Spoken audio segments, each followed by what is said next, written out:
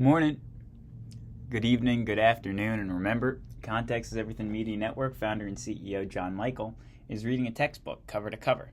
Now this textbook, we're here in Unit 5, which means that we're just about halfway through. That's one side, that's the other side. This is read, this is yet to be read. Continue listening to hear what we will read about today, which is the Enlightenment and Revolution. Please like and subscribe if you're interested. Chapter 18, which is where we are now, is the Enlightenment and the American Revolution, 1707 to 1850, or 1707 to 1800, rather. Why don't we just get right into it? All right, I'm going to read this textbook word for word. Philosophy in the Age of Reason, and this textbook was published, or rather copywritten, in 2001, for what it's worth. Setting the scene, by the early 1700s, philosophy in the Age of Reason. In the early 1700s, European thinkers felt that nothing was beyond the reach of the human mind. The following lines by English poet Alexander Pope celebrated the successes of humans, the wondrous creature, in the scientific revolution. Go, wondrous creature, mount where science guides. Go measure earth, weigh air, and state the tides. Instruct the planets in what orbs to run. Correct old time, and regulate the sun. Alexander Pope, Essay on Man. Essay on Man. Progress and Reason. This is heading number 1 in chapter 18. Here we go. Progress and Reason. Progress and Reason. The scientific revolution in the 1500s and 1600s had transformed the way people in Europe look at the world. In the 1700s, other scientists expanded European knowledge. Joseph Priestley and Antoine Lavoisier, for example, built the framework for modern chemistry. Edward Jenner developed vaccine against smallpox, a disease whose path of death spanned the centuries. Scientific successes convinced educated Europeans of the power of human reason. If people used reason to find laws that govern the physical world, why not use reason to discover natural laws, or laws that govern human nature? Well, that's the beginning of the founding of a religion. Using the methods of new science, reformers set out to study human behavior, to solve the problems of society. Thus, the scientific revolution led to another revolution in thinking, the Enlightenment. Through the use of reason, insisted Enlightenment thinkers, people and governments could solve every social, political, and economic problem. Heaven could be achieved here on earth, they thought. New heading: two views of social contract, two views of the social contract. In the 1600s, two English thinkers, Thomas Hobbes and John Locke, set forth ideas that were to become key to the Enlightenment. Both men lived through the upheavals of the English Civil War. Yet they came to very different conclusions about human nature and the role of government. Hobbes. Thomas Hobbes set out his ideas in a work called Leviathan, Leviathan, Leviathan. In it, Hobbes argued that people were naturally cruel, greedy, and selfish. If not strictly controlled, they would fight, rob, oppress one another. Life in the state of nature, without laws or other control, would be solitary, poor, nasty, brutish, and short. To escape the brutish life, said Hobbes, people entered into social contract, an agreement by which they gave up the state of nature for the organized society.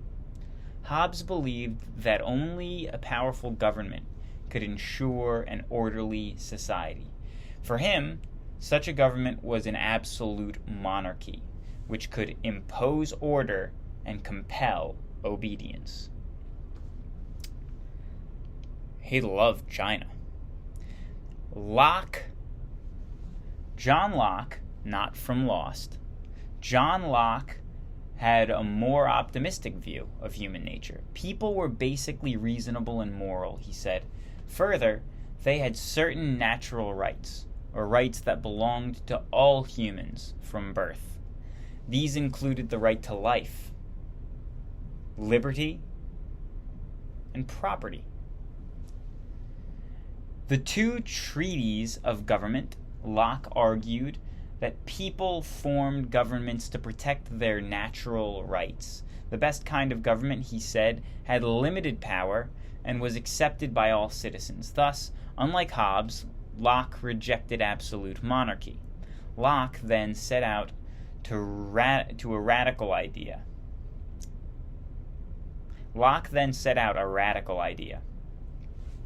A government, he said, has an obligation to the people it governs. If a government fails in its obligations or violates the people's natural rights, the people have the right to overthrow that government. This right to revolution would echo across Europe and around the world in the centuries that followed. Separation of powers. New heading. In the 1700s, France saw a flowering of Enlightenment thought. An early and influential thinker was Baron de Montesquieu.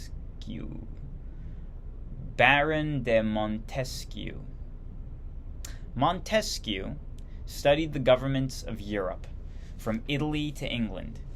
He read all he could about ancient medieval Europe and learned about the Chinese and Native American cultures. His sharp criticism of absolute monarchy opened the doors for later debate. In 1748, Montesquieu published The Spirit of the Laws. In it, he discussed governments throughout history and wrote admiringly about Britain's limited monarchy. Montesquieu felt that the British had protected themselves against tyranny by dividing the various functions and powers of government among three separate branches: the legislative, the executive, and the judicial.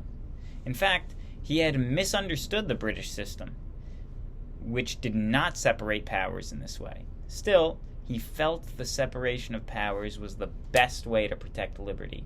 Montesquieu also felt that each branch of government should be able to serve as a check on the other two, an idea that we will call checks and balances.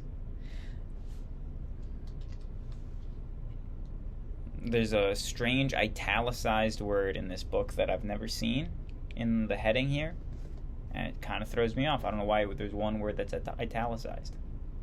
Whatever. The Philosophes. Oh, it's a new word. That's why it is. I think it's pronounced Philosophes. Philosophes. The Philosophes and Society. In France, a group of enlightened thinkers applied the methods of science to better understand and improve society. They believed that the use of reason could lead to reforms of government, law, and society. These thinkers were called Philosophes, which means lovers of wisdom. Their ideas soon spread beyond France and even beyond Europe. Voltaire defends freedom of thought. Probably the most famous of the Philosophes was François-Marie Arouet, Arouet, who took the name Voltaire. Oh, well, that was his real name. Okay.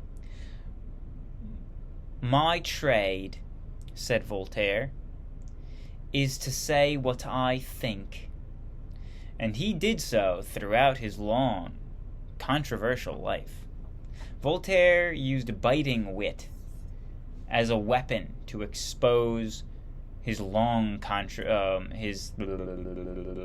Voltaire used biting wit as a weapon to expose the abuses of his day.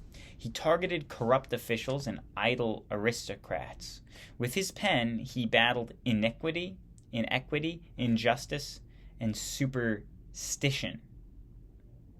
He detested the slave trade and deplored religious prejudice. Voltaire's outspoken attacks offended both the French government and the Catholic Church. He was imprisoned and forced into exile. Even as he saw his books outlawed and even burned, he continued to defend the principle of freedom of speech. The Encyclopedia. Another philosopher, Denis Diderot,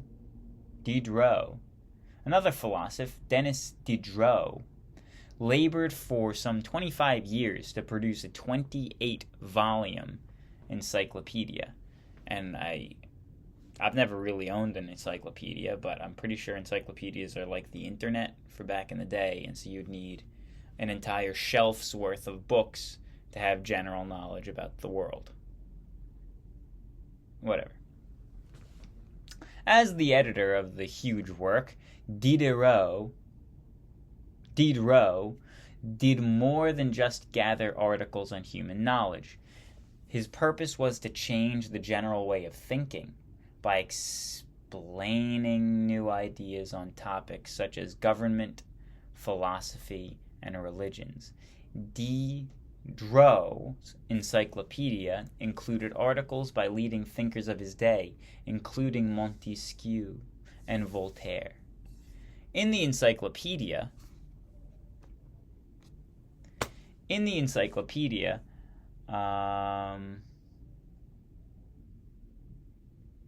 sorry, my computer is not accepting my charger.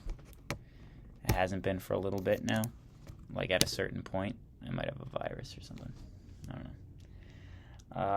know. Because when I restart it, it does accept it. So, I don't know. Maybe I need to plug. Hopefully that's the solution. That'd be better. Where am I? Despite those and other efforts to ban the encyclopedia, as many as 20,000 copies were printed between 1751 and 1789. When translated into other languages, it helped spread Enlightenment ideas throughout Europe and across the Atlantic to the Americas. Rousseau. The most controversial philosopher was Jean-Jacques Rousseau. And he was a strange and difficult man. Coming from a poor family, he never felt comfortable in the glittering social world of Enlightenment thinkers. Rousseau believed that people in their natural state were basically good. This natural innocence, he felt, was corrupted by the evils of society, especially the unequal distribution of property. This view was later adopted by many reformers and revolutionaries. In 1762, Rousseau set forth his ideas about government and society in Social Contract, a writing he did called The Social Contract. Rousseau felt that society placed too many limitations on people's behavior. He believed that some controls were necessary, but they should be minimal. Additionally, these controls should be imposed only by governments that had been freely elected. Rousseau put his faith in the general will, or the best conscience of people. The good of the community as a whole, he said, should be placed above individual interests. Thus, unlike many Enlightenment thinkers who put the individual first. Rousseau felt the individual should be subordinate to the community. Interesting. For a leader, I think that might make sense in a true democracy. Rousseau has influenced political and social thinking for more than 200 years. Woven through his work is a profound hatred for all forms of political and economic oppression. His bold ideas would help fan the flames of revolt in years to come. Women in the Enlightenment. The Enlightenment slogan, free and equal, did not apply to women. Women did have natural rights, said the Philosophes, but unlike natural rights of men, these rights were limited to the areas of the home and the family. By the mid-1700s, a small growing number of women protested this view. They questioned the notion that women were by nature inferior to men, and that men's domination of women was therefore part of nature's plan. Germaine de Staël in France, I mispronounced that bad, and Catherine Macaulay and Mary Wollstonecraft, I know that name, in Britain, argued that women were being excluded from social contract itself. Their arguments, however, were ridiculed and often sharply condemned.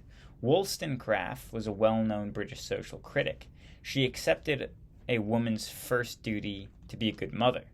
At the same time, however, she felt that women should be able to decide what is in their own interest and should not be completely dependent on their husband. In 1792, Wollstonecraft published A Vindication of Rights of Women. In it, she called for equal education for girls and boys. Only education, she argued, could give women the tools they needed to participate equally with men in public life. New economic thinking. Other thinkers, known as the Physiocrats, Physiocrats,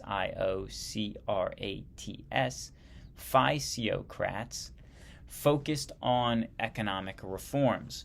Like the Philosophes, Physiocrats looked for natural laws to define the rational economic system. Laissez-faire. Physiocrats rejected mercantilism, which required government regulation of the economy to achieve favorable balance of trade. Instead, they argued a policy of laissez-faire, allowing businesses to operate with little or no government interference. Unlike mercantilists, who called for acquiring gold and silver wealth through trade, the Physiocrats claimed that real wealth came from making the land more productive. Extractive industries, they said, such as agriculture, mining, and logging, produced new wealth. Physiocrats also supported free trade and opposed tariffs or taxes on trade. Adam Smith. Who's this guy? And this is the end of the section. Thank you for listening. Please like and subscribe if you've gotten this far, and thank you. Adam Smith. British economist Adam Smith greatly admired the Physiocrats. In his influential work, The Wealth of Nations, he argued that free markets should be allowed to regulate business actively. Smith tried to show how manufacturing, trade, wages, profit, and economic growth were all linked to the market's forces of supply and demand. Wherever there is a demand for goods or services, he said, suppliers will seek to meet it. They do so because of the profits and other economic rewards they can get from fulfilling the demand. Smith was a strong supporter of laissez-faire. He believed that the marketplace was better off without any government regulation. At the same time, however, he argued that government had a duty to protect society, administer justice, and provide public works. Adam Smith's ideas would gain increasing influence as the Industrial Revolution spread across Europe and beyond. His emphasis on the free market and the law of supply and demand would help to shape immensely productive economies in the 1800s and the 1900s. Thank you. I hope you have a good day. Enjoy the sunshine. God bless. Goodbye. Bye-bye.